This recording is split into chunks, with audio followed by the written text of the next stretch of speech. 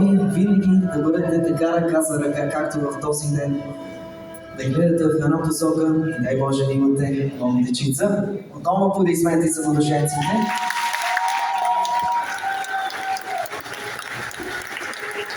Честито на вашите кумове и, разбира се, честито на вашите родители. На прага на вашия семейен живот, скъпи младоженци, тези, които ще ви посрещнат са вашите майки, нека да покани при малото семейство мама Цонка и мама Цветелина. Аплодисменти. Те ще захранят младото семейство по стара българска традиция с питка, сол и мед. Заповядайте, приближете се на младоженците. Ще ви помолим да отчупят две малки парченца от тази сладка сватена питка и да ги потопят първо в сол, защото, дами и господа, в живота знаем, че се случва да има и солени видове. Затова трябва да подготвим младоженците да могат да се справят и с тях. И първите парченца ще бъдат със сол. Заповядайте, захранете малото семейство.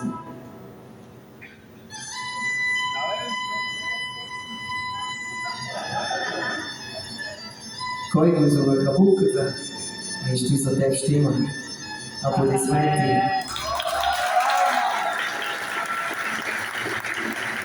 Солено ли е? Много ли е солено? За последно да ви е солено, това ви пожелаваме всички ние тук. Сега, скъпи майки, отчупете още две парченца, които моля да потопите в мед. Както знаем в живота, след солените мигове, разбира се, идват сладките хубави моменти. Нека да пожелаем на нашите младоженци сладките хубави моменти да бъдат колкото се може повече в техния семейен живот. Заповядайте, захранете младоженците и с мед. Този път първо си за булката. Това е идея сега за младоженци. След като захранихме младоженците, ще помоля майките да отчупят още две парченца, които ще бъдат за най-близките хора на младото семейство, именно за техните кумове. За тях, дами и господа, обаче няма да има сол, за тях ще има само мед. Един подсъдим кумството. Заповядайте за кума, искам по-голямо парче с повече мед. Служете още, точно така. Хайде, куме, аплодисменти за кума и за кумата, за Бианка и за кума. Благодарим на вашите прекрасни майки, можем да заемете вашите места. След малко, скъпи гости, идва и първата семейна здравица на нашето мало семейство. Колегите са приготвили 4 чашки с перлино вино. По традиция тази първа семейна здравица се пие на екси до дъно, защото има едно старо българско поверие, че колкото капки останат от тези чаши, толкова сълзи ще има в очите на младоженците. И разбира се, искаме да имат сълзи, затова трябва да ги спият екси до дъно. Пожелайте си нещо много искрено, днес е вашия празник и разбира се, казваме ви на здраве, на екси до дъно. За младоженците! На здраве!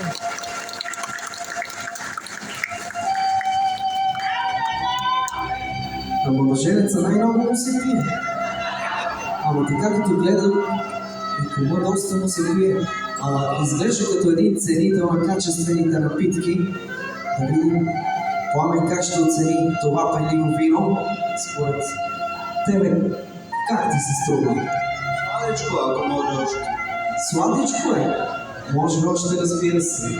Ай за четиримата, добре, наливаме и на четиримата. Кума е казал, дами и господа, пред кум вода не се гази, така че каквото каже кума тази вечер, закон е. Така е. Давай и на другите, давай. Щом кумът му пожелал. Догоре ли? Догоре? Сифете го. Разбира се, кума, ти си началник. Искаш ли да ти дам думата направо?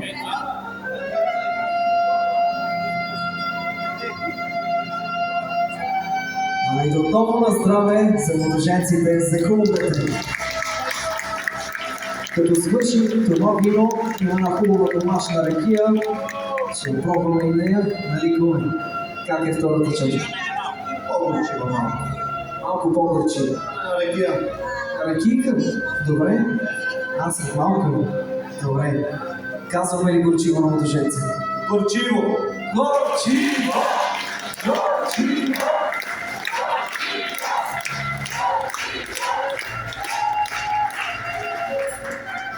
Скъпи гости, тук на това бяло платно има едно менче, в което има вода, разбира се, да върви по вода в семейния живот на нашите младоженци.